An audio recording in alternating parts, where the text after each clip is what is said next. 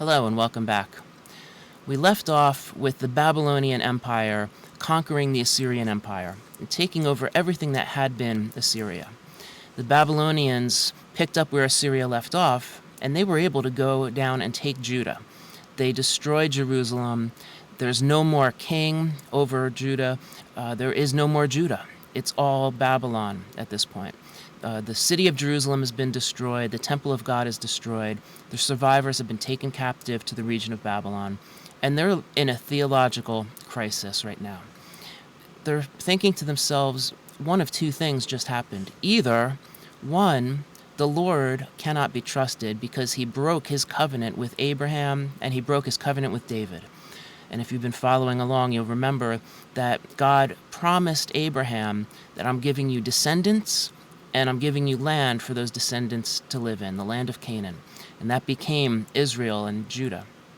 So God broke his promise. He broke his covenant with Abraham and took the people out of that land. It no longer belongs to them. And God made a covenant with David and promised David there will always be one of your descendants reigning as king on the throne in Jerusalem forever. Well, now there is no throne. There's no king over Judah because Judah doesn't exist anymore. And the city of Jerusalem's been destroyed and the temple of God has been destroyed. So either God broke his covenants and cannot be trusted, or the gods of Babylon are simply too strong for the Lord, and the Lord can't do anything. Either way, this is a theological crisis that the people are dealing with. And the prophets are still giving messages from the Lord, and the messages change slightly. Before this, the messages had been, you are serving other gods, you have forsaken me, the Lord, and you are being unjust, you're not taking care of the poor and those in need, but instead you're oppressing them and making their lives worse. And because of these things, you're going to be destroyed. Well, now the focus shifts, right? Before this, God gave glimmers of hope, saying, here's what will happen in the future. But now that's the primary focus. And the Lord is saying, I have not forsaken my covenant with Abraham or with David. And I'm going to bring you, the small remnant that I've kept alive, I'm going to bring you back to the land that I promised Abraham, and you're going to live there again. And there will be a king over you from the line of David who will reign in Jerusalem forever. And that king will establish peace. That king will make the world what it was supposed to be in the beginning. And there are a couple really important prophecies here. One from Jeremiah. In Jeremiah chapter 31, the chapter starts out with a prophecy about what Jeremiah calls the latter days, the last day. He starts out saying, at that time, a reference to the day of the Lord, when the Lord returns and overthrows his enemies and makes everything right. So at that time, declares the Lord, I will be the God of all the families of Israel, and they shall be my people. And at this point, if you remember, Israel was destroyed by Assyria a long time before this, like a century and a half before this. And they haven't existed. Judah still existed, but now the prophets, they've been giving little glimpses saying that Israel and Judah will both exist and will be reunited. And the prophets start talking just about Israel in many cases. And it's that reunited Israel and Judah that the prophets are talking about. So at that time, the people who survived the sword found grace in the wilderness. Israel, when it went out to find its rest, the Lord appeared to him from afar, saying, I have loved you with an everlasting love. Therefore I have drawn you with loving kindness, and again I will build you, and you will be rebuilt, O virgin Israel. Now God had been using the prophets to tell Israel and Judah both that you have been unfaithful. You've been just like unfaithful brides, women committing adultery all over the place, any chance they get. They are certainly not virgins. And here God calls Israel a virgin, O virgin Israel.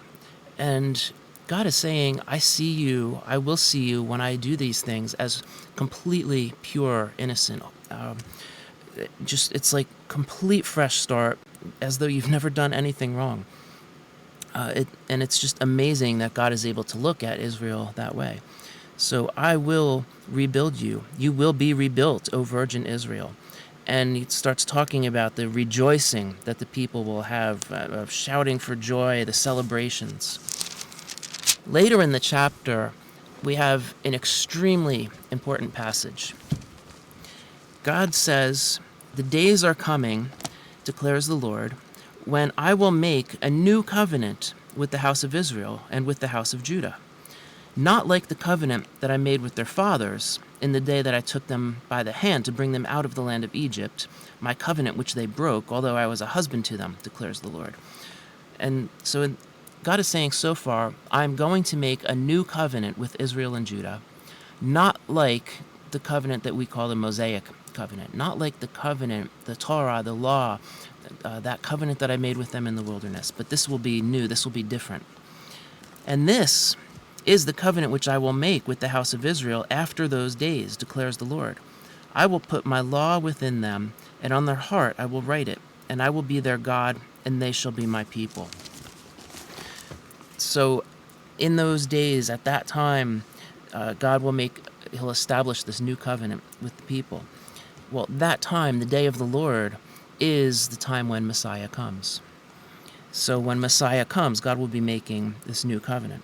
They will not teach each other again, each man his neighbor and each his brother, saying, "Know the Lord," for they will all know me, from the least of them to the greatest of them. For I will forgive their iniquity, and their sins I will remember no more. And it goes on from there, but this is an extremely important part of the Bible. God mentioned this in some of the other prophets, but here there's just this blatant reference to this new covenant that will involve forgiveness of sins.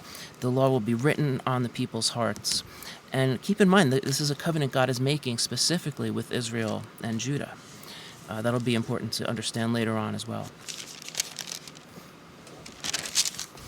Well, Daniel, he knew Jeremiah's writings pretty well, and at one point, as he was thinking through Jeremiah's prophecies, he remembered Jeremiah saying that the people would be in captivity for 70 years, and he realized we're coming to the end of that. It's been just about 70 years. So he starts praying, and great prayer of repentance, and while he does, an angel shows up and starts giving him more information. And the way Daniel's written, it kind of tells a lot of the narrative, and then it sort of backtracks and explains a lot of the visions. I'm not going to go through the visions too much, but toward the end of his life, he was in retirement. He had been good friends with Nebuchadnezzar, but Nebuchadnezzar died, and at this point, one of Nebuchadnezzar's descendants, Belshazzar, was on the throne. And very similar to Daniel's Babylonian name, Belteshazzar. This is Belshazzar, just to confuse us more. But Belshazzar was having this huge feast. He knew he didn't have the power that Nebuchadnezzar had. He didn't have the strength. Babylon was starting to decline. And the Persian Empire, the Medes and the Persians combined forces, and they were a very real threat. So he's trying to sort of create this atmosphere where he can show his power, show his strength, and get a lot of support from people. And he had this really big party, a huge, long party. A lot of people were drinking wine, and I guess they ran out of cups. So he said, "Hey, I remember some really beautiful gold cups from this group of people called the Hebrews, the Israelites. Yeah, they had this thing to their God, and they had these beautiful gold cups at these. Let's bring them out and drink from them." So he brought all this stuff, the gold cups and everything, out, and they're all partying. And all of a sudden, a hand appears. Just fingers appear. You know, it's kind of, you play with the camera a bit, you're doing your thing, and then all of a sudden, his hand just comes out of nowhere. These fingers appear and start writing on the wall. The king's face grew pale, and his thoughts alarmed him, I'm sure. His hip joints went slack, and his knees began knocking together. He is utterly terrified, and rightly so. His hip joints went slack. It probably means that he kind of wet himself, is what I'm suspecting that it means. Well, the king called all the Chaldeans. Those are the conjurers, diviners, sorcerers, fortune tellers, all these people, to explain what the writing means and kind of translate it for him. And nobody could do it. Now, again, I don't know, this might be similar to some of the other cases like Joseph and Daniel himself earlier on, where none of the other people could bring themselves to tell the king what it meant because they were just afraid to do it. Could be that they just truly didn't understand. But Daniel was called upon. He sort of was called out of retirement to come take a look.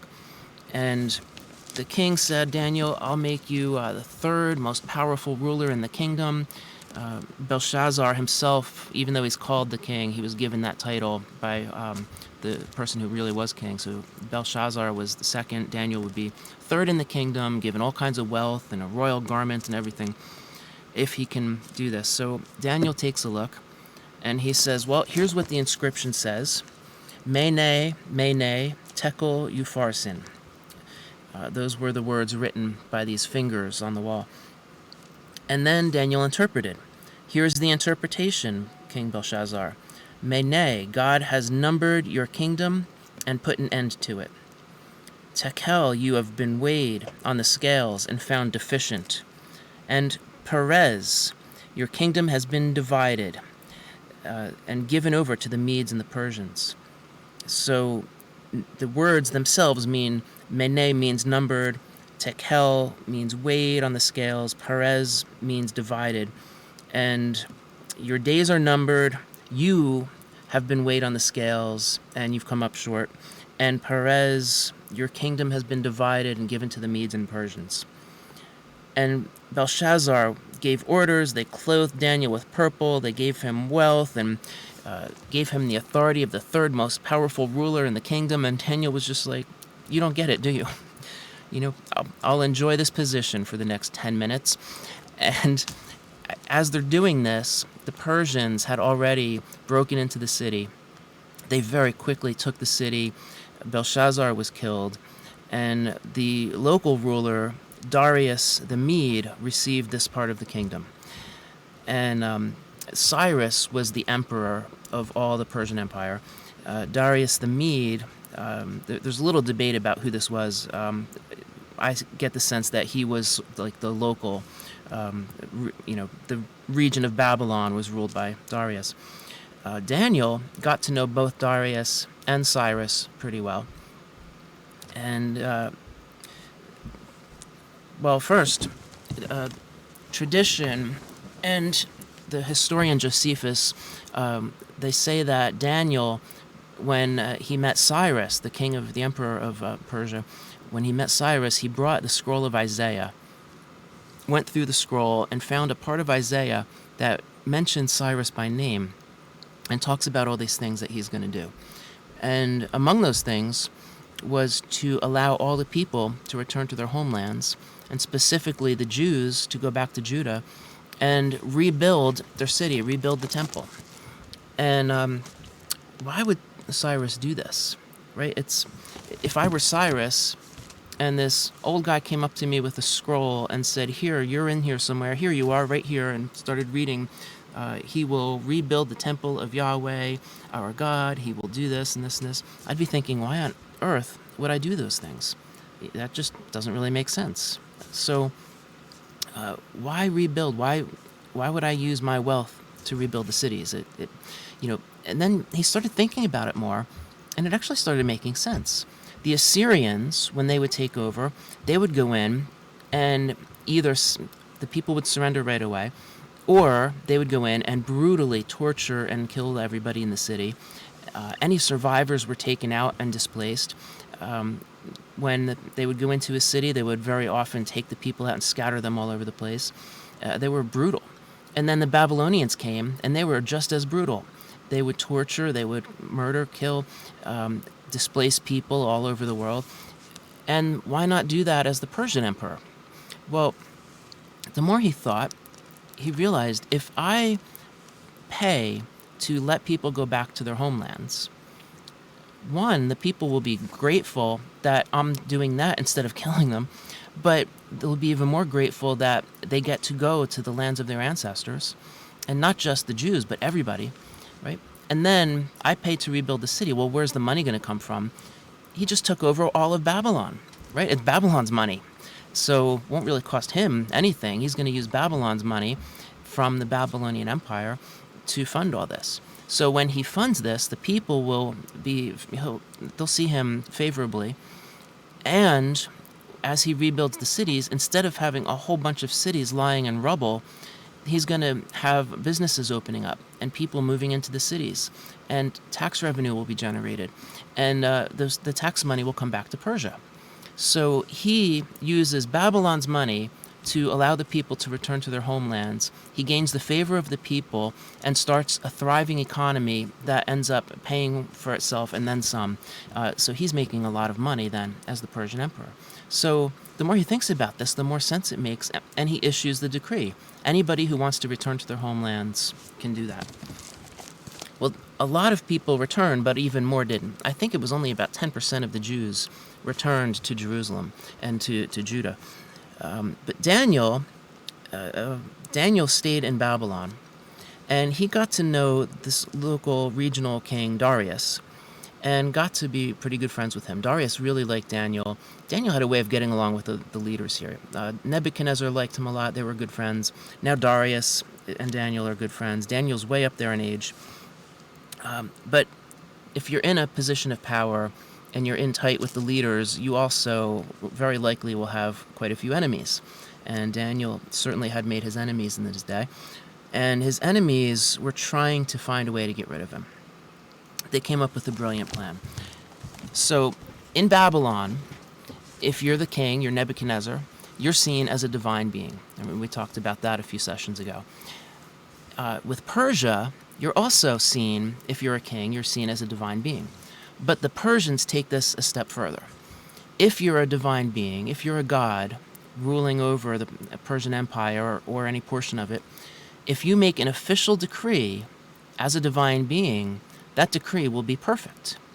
Therefore, nobody is allowed to change that decree ever, even you, even the one who made the decree. So if I'm a Persian king and I make an official decree as the Persian king, as a divine being, that decree is so perfect that even I can't change my mind and issue a new decree. And kind of makes sense, right? If I'm issuing a decree, everybody must wear red shirts all the time. And then 2 weeks later, I issue another decree, no, everybody must stop wearing red and start wearing blue. Well, what kind of a divine being am I if I keep changing my mind like this? A divine being would get it right the first time. And so a Persian king can't go back and change an official decree. And now, just, preferences, if I, ask for something for dinner and then I want something else, that's fine. But if it's an official decree, an official proclamation, you can't change it. And Daniel's enemies took advantage of that. And they said, Darius, you are such a great ruler. Everybody in your province needs to know how great you are. Now, there were lots of gods that people believed in, and anybody could worship any god they wanted. Doesn't matter. Nobody cared what gods you worshipped. But these people said, Darius, to establish you and to make people realize how great you are, issue a formal decree as this divine king saying that everybody in your region, everybody in your province, may only pray to you and worship you and no other god just for 1 month, just to establish how great you are. And Darius said, I like that. It sounds good. So he issued the decree, forgetting that his good friend Daniel would pray all the time to his God, Yahweh. Now, Daniel did not go out of his way to flaunt, look at me, I'm praying, right? He wasn't doing that. But Daniel, every day, Daniel would go into his room, into his house, go toward a window that faced toward Jerusalem, and he would pray facing toward Jerusalem, or the remains at least of Jerusalem. He would do this every day, day after day. Well, the decree is issued, and Daniel didn't go into the city and kneel down and pray to the Lord to flaunt it in people's faces. He just did what he always did. He didn't try to hide it, but he didn't, focus on it. He didn't focus anybody on it. But his enemies knew he would do this, and they were watching and waiting. They had their cell cameras out, and they're just videotaping the window. And sure enough, here comes Daniel, kneels down to pray, and they say, we got him. So they go to Darius and say, Darius, didn't you issue that decree? And Darius said, yeah, of course I did. He said, well, I'm sorry to tell you this, but Daniel, I know you're friends with him and all, but he violated your decree. He must face the penalty now, which is execution. They're going to throw him into a den of lions, hungry lions. And, being thrown into a den of hungry lions doesn't generally go well for people. So Darius was extremely upset. He was furious at these people because he knew what happened. He knew he had been tricked into this, and now he's got to kill his good friend. He has no say in it. He can't change the decree. He can't just make an exception for somebody. And these guys, they got what they wanted. So he is extremely upset for Daniel, and he's extremely angry at these guys. But he has to do it. He has no choice. His hands are tied. They try to find ways around it. They couldn't find any loopholes. And finally, the king says, Daniel, your God is able to save you. Your God, whom you consistently serve, will himself deliver you. And they threw Daniel into the den full of lions, covered up the den so that there was no escape for Daniel. And the king, he went back to his palace, but he couldn't sleep. He was awake all night. He got up right at dawn and ran to the lion's den.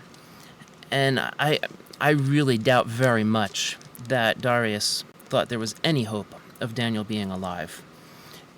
And he went over there and shouted down into the den, Daniel, servant of the living God, has your God, whom you constantly serve, been able to deliver you from the lions? And he waited and didn't expect an answer. And out comes a shout, O king, live forever. My God sent an angel and shut the mouths of the lions, and they have not harmed me. And the king was very pleased. He ordered that Daniel be taken out, and then he gave orders that those who accused Daniel be thrown in place of Daniel, and they didn't even hit the ground. The lions just tore them to shreds and ate them. Then Darius made another decree. He wrote to all peoples, nations, and men of every language living in all the land. He said, I make a decree that in all the dominion of my kingdom, men are to fear and tremble before the God of Daniel, for he is the living God and enduring forever, and his kingdom is one which will not be destroyed. His dominion will be forever. He delivers and rescues and performs signs and wonders in heaven and on earth, who has also delivered Daniel from the power of the lions. So this Daniel enjoyed success in the reign of Darius and in the reign of Cyrus the Persian. Well, this sort of ends the narrative section of Daniel, and the rest of the book of Daniel highlights some of the visions that he had and some of the prophecies that he had.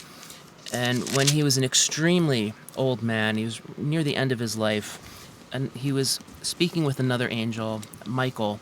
The angel is named here, Michael. And Michael's explaining a lot of stuff to Daniel. And some of it, a little bit of it, we have written down here. A whole lot of it, though, is not written. And Michael, the angel, called an archangel, Michael says, as for you, Daniel, conceal these words, seal up a book until the end of time. Many will go back and forth, knowledge will increase. But here's all this information. Now seal up all these words that I'm giving you into a book or a scroll. Put an official seal on it so that nobody can open it without authority. And just before this, we also have recorded in Daniel's book that the angel explained something else important to Daniel.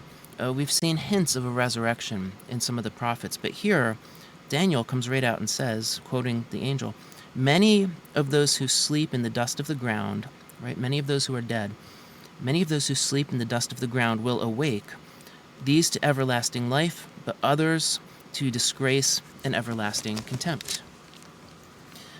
And the book closes, Daniel asks another question. He said, I heard, but I couldn't understand.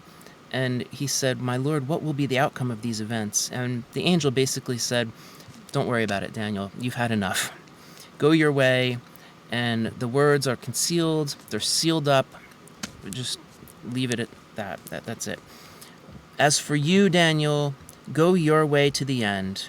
Just live out the rest of your life. And then you will enter into rest. You will die, but you will die a peaceful death.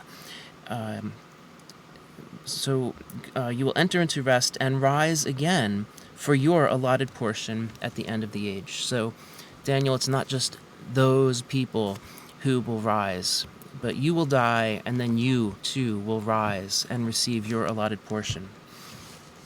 So we have a very blatant reference to resurrection here. So at this point, the people are allowed to return to their land, and only about 10% do, but there's still a fair number of people there, returning to Judah and specifically Jerusalem.